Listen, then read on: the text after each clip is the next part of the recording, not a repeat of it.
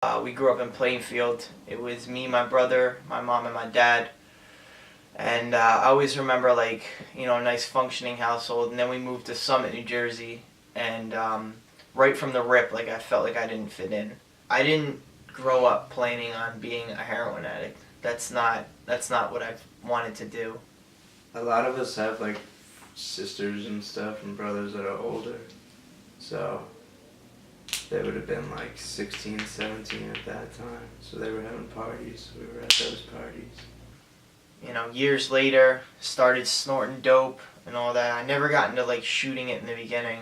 I was scared of needles, and the first time I ever went to detox was in Summit Oaks in Summit, and I'd go for 7 days. They'd give you this miracle drug called Suboxone. It would take all your withdrawals away, and you would feel better. But you only feel better while the Suboxone's in you, so I would leave detox. I jumped around probably like 3 or 4 times in detox, go in, get clean for a week, come out, relapse. Add another one, you add another one, and then you're doing it in the morning, and then you're doing it at night, and then you need 2 now instead of 1. And that's when it starts to get expensive, because they're like, back then they were $20. Now I hear that they're going like almost $40.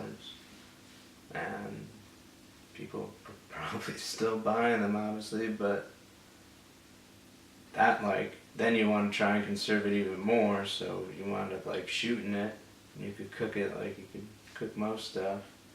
And then someone's just like, oh, dope's like $5 instead of the $200 a day you're spending. And so that's when that gets introduced, and that's like a slippery slope. Like, Well, I remember getting in the car, and the next memory I have is waking up in the back of an ambulance and gasping for a breath. Turns out they pulled up into the airport, and I was unresponsive. They said I died for 6 or 7 seconds. The thing about heroin is it numbs you, and it takes away whatever fear, anxiety. It takes away all your emotion. All you are is numb. You're tranquil. I realized what I was doing was wrong, and I knew what I was doing was wrong, but I could not stop it. It's an endless cycle. And just as addictive as the drugs are, the behaviors are even worse. I really think the big problem is the blues. Like, I really don't know too many people that just were like one day, oh, I'm gonna go down to Newark and shoot up. Like, I think a lot of it starts with pills first. I really cannot think of one person that didn't take the pills first. But what's going on with heroin in the state of New Jersey has been going on for quite a number of years. And so what we know is that the increase in heroin has not so much to do with heroin as it does with opioid prescription pills. I will blame my heroin addiction, on Oxycontins. I had 3 doctors at one time. One in Livingston, New Jersey, one in Madison, New Jersey, and one in Newark, New Jersey. All of which are no longer around. And I remember people in rehab telling me that heroin is the same high as Oxycontin. First bundle I picked up, bundle's 10 bags. I was snorting at the time, and I didn't see a problem with it because I always had it. I never had withdrawal, and I didn't know. I heard about withdrawals, I didn't know about it. I think I was 19 years old. $50 for a pill versus $5 for a bag of heroin for the same or similar kind of high. It's really easy for that jump to happen from the pills to the heroin, and most people assume that when they start using heroin, they're not going to have a problem, that they're going to be able to control it. They'll never, end up using it in an abusive kind of way, or like a junkie is often what I hear. And yet, what we know is that is what exactly happens. Remember, I woke up and I couldn't figure out why I was sick, and people were telling me you have a chippy.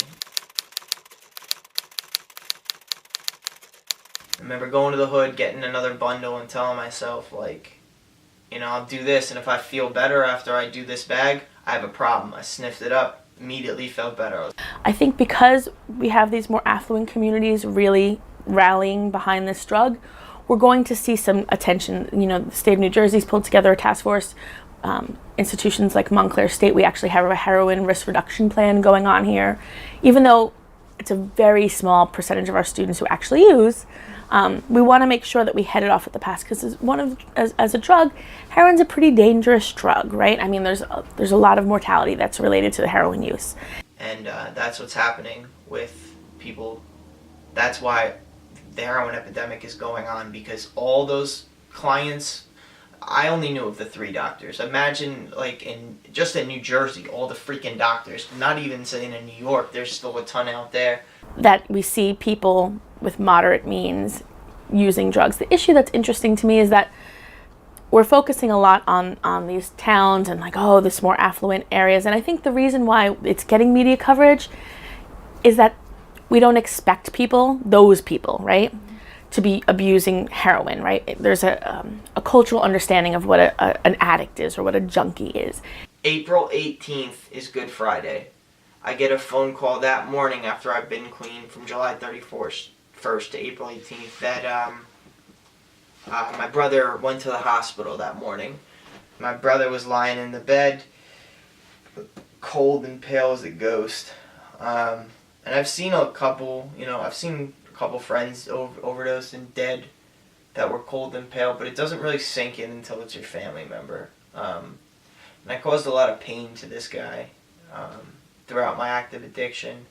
And I told him, everybody left the room, and I was in there crying, and I was talking to him as if he was there, and I was like, look, bro, like, I'm going to do what I have to do for myself to get out of the predicament I'm in legally.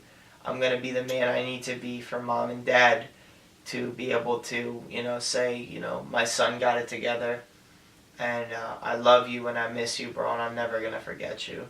I also want to really acknowledge that in terms of a college-age population, the most widely abused drug is alcohol. Amongst the college population, the most widely abused illicit drug is marijuana. And they both come with their own risks, but I think they're more acceptable and understood as safer. That can completely be debated, there's lots of research to suggest they're not very safe drugs either. But I think it's really important that we as a culture don't get focused on this heroin epidemic and ignore the fact that that's not the most likely cause of harm in terms of drugs and alcohol in our community. It is actually alcohol and marijuana.